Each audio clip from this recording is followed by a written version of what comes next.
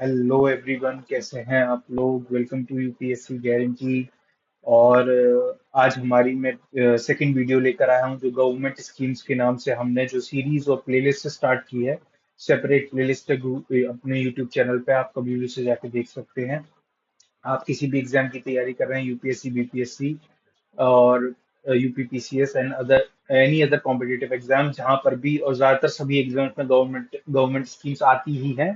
तो उसी के लिए ये सीरीज मैंने अलग से चालू की है। तो उसी सीरीज का जो पार्ट 2 है, आज ये वीडियो लेके आया हूं मैं।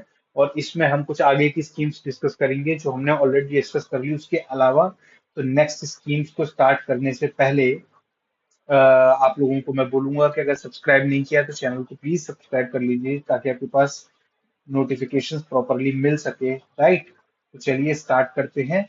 अपनी जो नेक्स्ट स्कीम है, हमारी आज की जो पहली स्कीम है, जो पार्ट सेकंड है हमारा, इसकी नेशनल लाइफ स्टॉक मिशन। ये हमारी आज की पहली स्कीम है। इसके बारे में समझेंगे। देखो, लाइफ स्टॉक से आपको एक चीज तो समझ में आ रही होगी। लाइफ स्टॉक मतलब related with something related with animal husbandry. ठीक है, क्योंकि आपको भी पता है लाइफ स्टॉक जितने भी होते हैं, जो लाइफ स्टॉक फार्मर्स होते हैं, वो क्या करते हैं। देखो, नॉर्मली फार्मर्स क्या होते हैं, they are involved in cultivation. ठीक है, वो क्या करते हैं, कल्टीवेशन, क्रॉप कल्टीवेशन में एंगेज रहते हैं। लेकिन आपको एक चीज और पता है कि देखो, हमारे यहाँ पे still India is not completely irrigated. बहुत ज्यादा, अराउंड 50% जो हमारा फार्म्स है वो अभी भी प्रॉपरली इरिगेटेड नहीं है। They are dependent on rain. ठीक है, तो वो क्या है, बेसिकली रेन फेड है।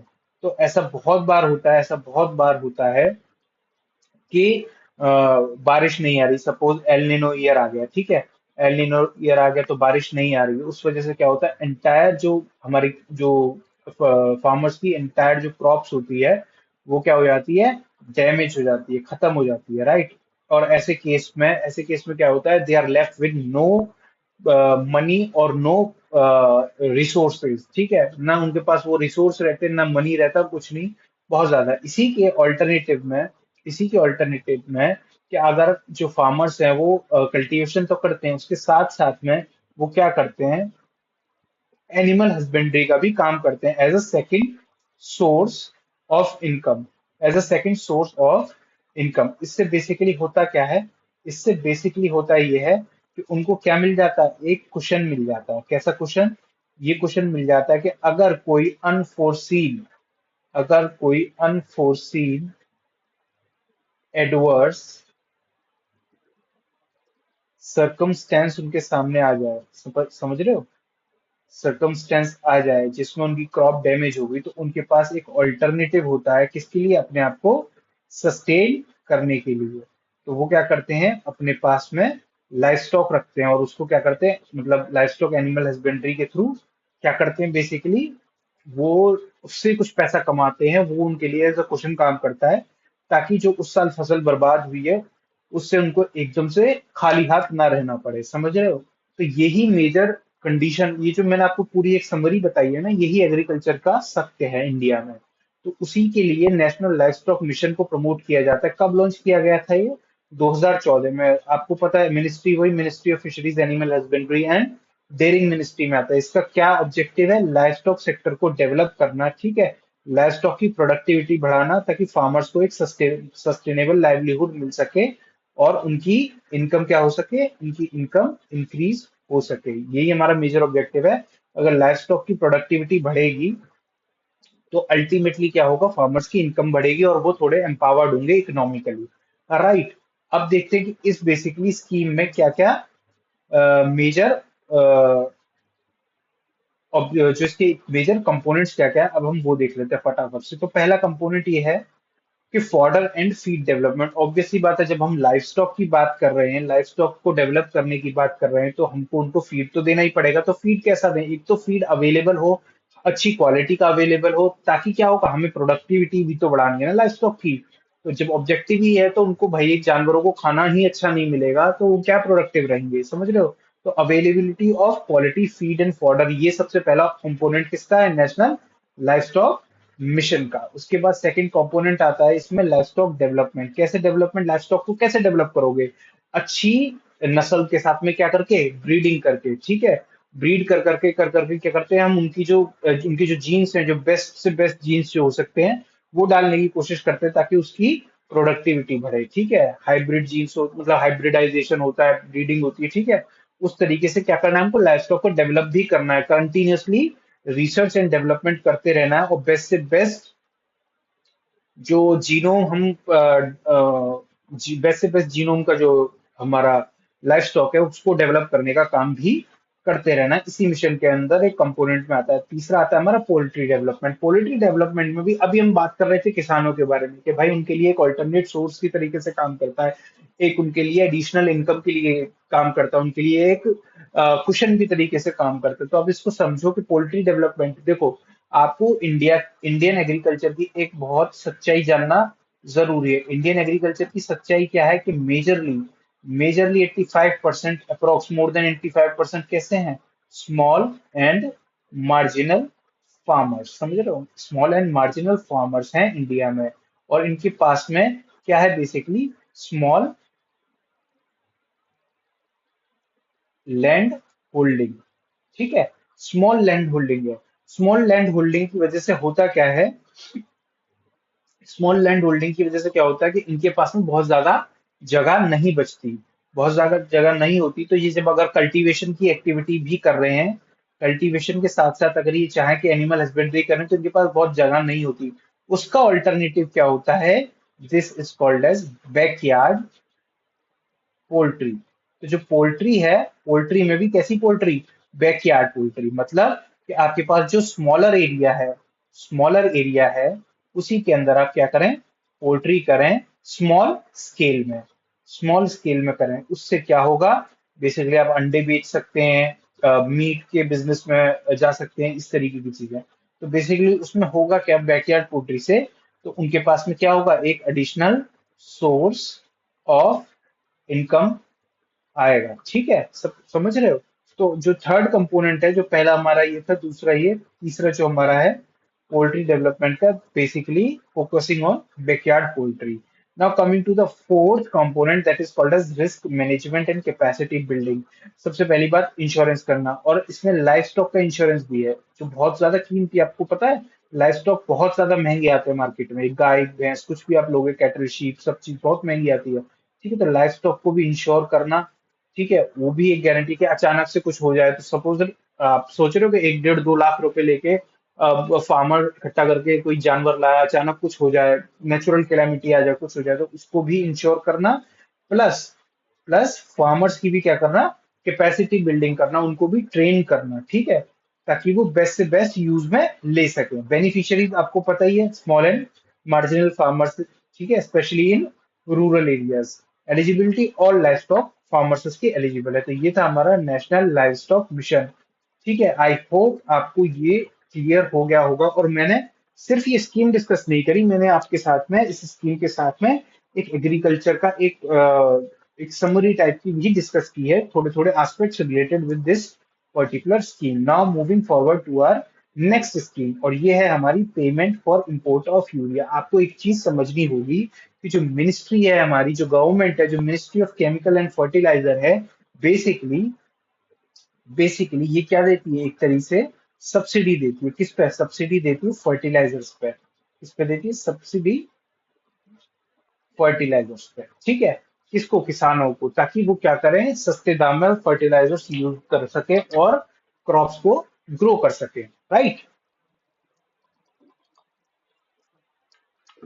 अब इसमें समझने वाली बात यह है कि payment for import of urea, urea क्या है, बेसिकली आपको पता होगा तीन तरीके के फर्टिलाइजर्स हमारे यहाँ होते हैं, nitrogen based, phosphorus based and potassium based. ठीक है, तो तीन तरीके के हमारे पास फर्टिलाइजर्स होते हैं, मतलब नाइट्रोजन बेस्ड होते हैं, potassium based and phosphorus based, तीन तरीके के फर्टिलाइजर्स बनते हैं। तो जो यूरिया है वो क्या है, नाइट्रोजन बेस्ड एक फर्टिलाइजर है, जो बहुत ज्यादा यूज भी होता है।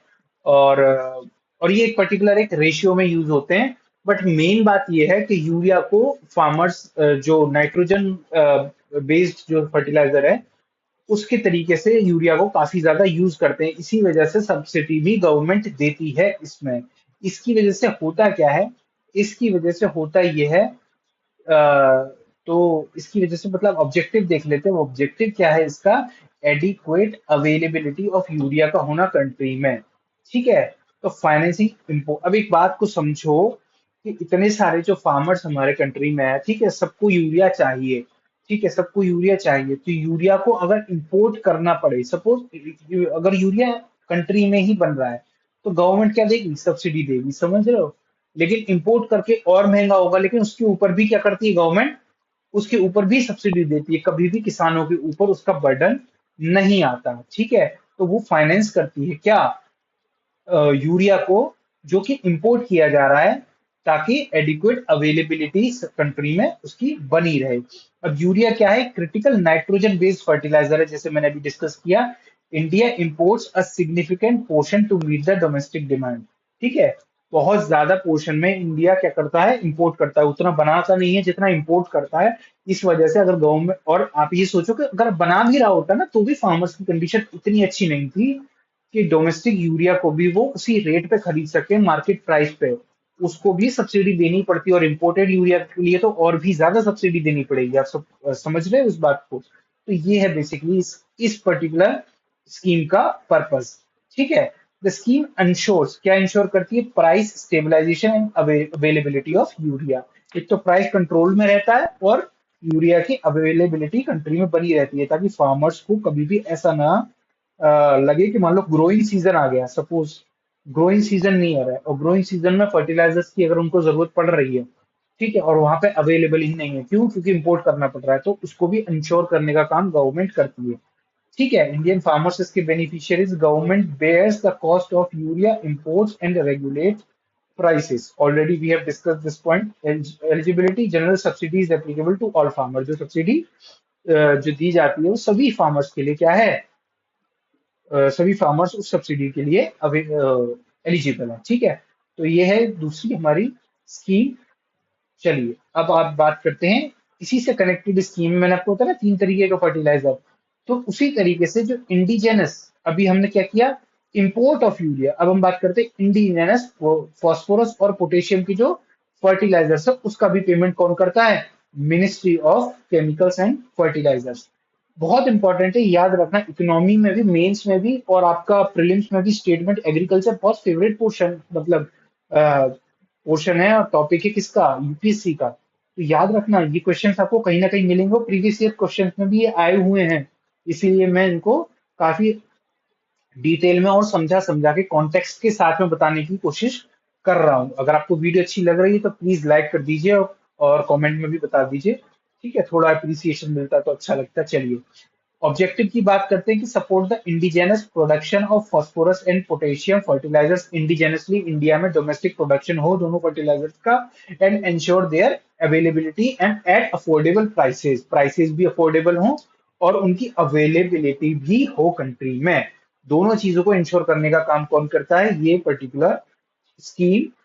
ठीक है। अब बात करते हैं the government provide subsidies to manufacturers of indigenous phosphorus and potassium fertilizers. Government basically क्या करती है कि जो डोमेस्टिक प्रोड्यूसर्स हैं किसके? ये दोनों फर्टिलाइजर्स के, उसको सब्सिडी देती है कि आप बनाइए। सपोज, समझ रहे हो, आप बनाइए फर्टिलाइजर्स, और गवर्नमेंट उसको क्या करेगी? फंड कर रही है, सब्सिडी देती है मैन्युफैक्चरर्स को। किसके केस में? इन दोनों के केस में। उससे क्या होगा बेसिकली? डायरेक्टली क्या होगा? एक तो मैन्युफैक्चरिंग इंडिया में बढ़ेगी, ठीक है, अवेलेबिलिटी भी बढ़ेगी, फार्मर्स को सब्सिडाइज प्राइस पे क्या मिलेगा? फर्टिलाइजर्स मिलेंगे। ठीक है। तो और एम्प्लॉयमेंट तो हो गई, जो मैन्युफैक्चरिंग होगी किसी चीज की, तो हर तरीके से ये चीज एक तरीके से क्या है? बेनिफिशियल है। These fertilizers are essential for soil health and agriculture productivity. Obvious सी बात है, एम्ड एट रिड्यूसिंग इंपोर्ट। उससे क्या होगा? डोमेस्टिक को जब आप मैन्युफैक्चरर को सब्सिडी देना शुरू करोगे, तो डोमेस्टिक मैन्युफैक्चरिंग बढ़ेगी, तो इंपोर्ट क्या होगा? इंपोर्ट पे जो डिपेंडेंस है कंट्री की वो कम होगी, और डोमेस्टिक प्रोडक्शन क्या होगा? प्रमोट होगा। सारे बेनिफिशियरीज हैं इसके, जो भी फार्मर्स हैं वो सब खरीद सकते हैं सब्सिडाइज प्राइस पे। Farmers are eligible for subsidize rates. Now coming to a very very very important scheme, और काफी ज्यादा न्यूज में ये चलती रहती है, और इलेक्शन टाइम में तो आप इसको हमेशा सुनोगे। हमेशा हर कोई बोलेगा कि हम मोर देन 80 करोड़ लोगों को क्या दे रहे हैं? अन्न दे रहे हैं। हमने कोरोना कोविड टाइम में भी क्या दिया? खाना दिया। तो इसलिए इतनी बार, और इलेक्शन ईयर है 2014, हर इलेक्शन में आपने ये सुना ही होगा, इस स्कीम को बार बार बार बार बार बार हर पॉलिटिशियन ने हर इलेक्शन कैंपेन में बोला गया है। समझ रहे हो, गवर्नमेंट के हर मिनिस्टर ने इसका नाम जरूर लिया है। और क्या है ये बहुत प्यारी सी स्कीम, प्रधानमंत्री गरीब कल्याण अन्न योजना। कब लॉन्च हुई थी बताया आपको, कोविड टाइम में लॉन्च हुई थी, दैट इज 2020 में लॉन्च हुई। कौन किस मिनिस्ट्री के अंदर आती है? Ministry of consumer affairs and food and public distribution. ठीक है। ऑब्जेक्टिव क्या था? फ्री फूड ग्रेन्स देना इकोनॉमिकली डिसएडवांटेज ग्रुप को ड्यूरिंग द क्राइसिस ऑफ कोविड-19।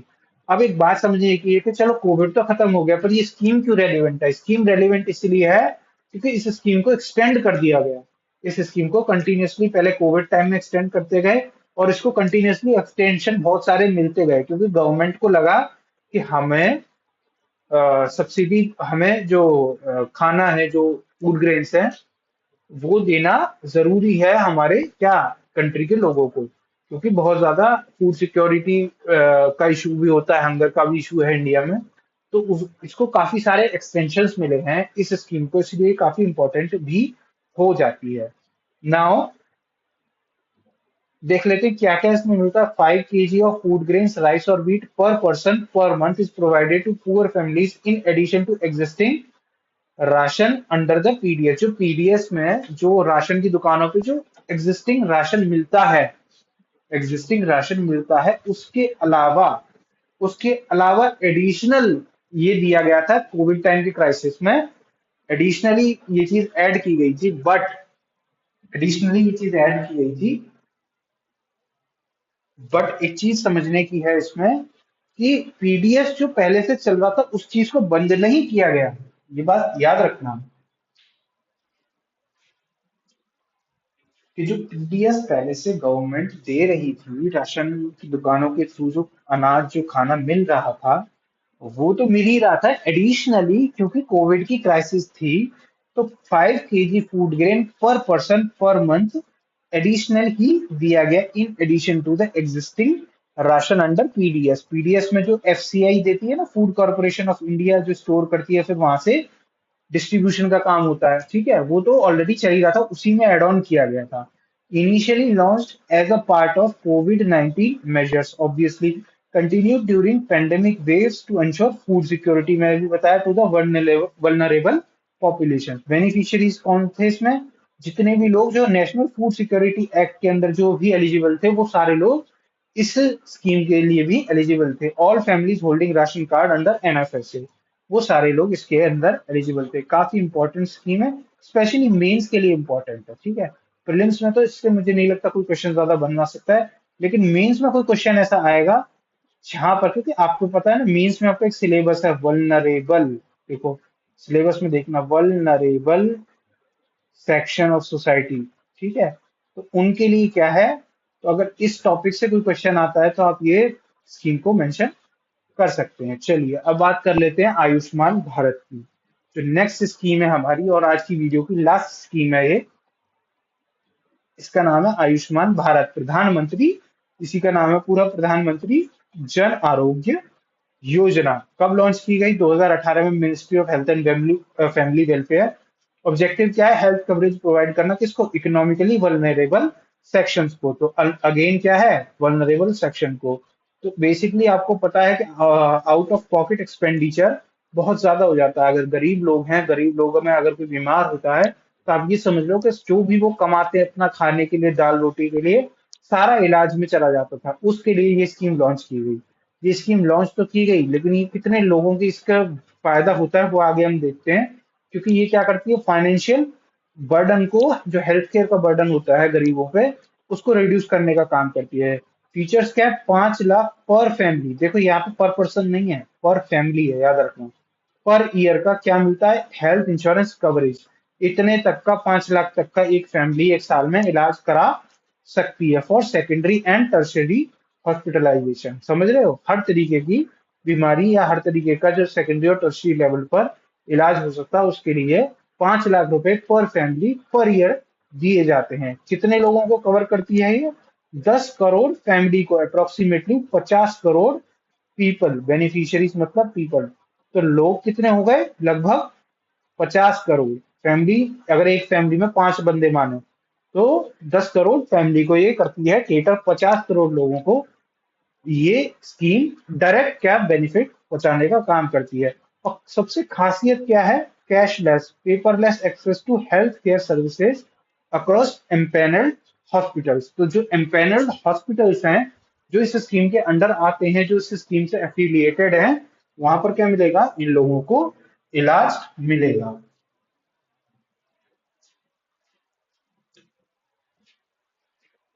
ठीक है, चलिए अब आगे देखते हैं। Focuses on the bottom 40%। आप समझ रहे हो?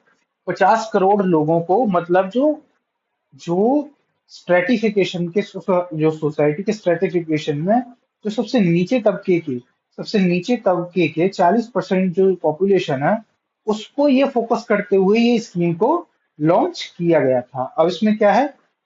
अच्छा, अब जो बेनिफिशियरीज हैं उनको आइडेंटिफाई कैसे करते हैं? तो जो हमारा SECC socio economic caste census होता है, इस सेंसस का डेटा इस सेंसस का डेटा को यूज करके हम क्या करते हैं?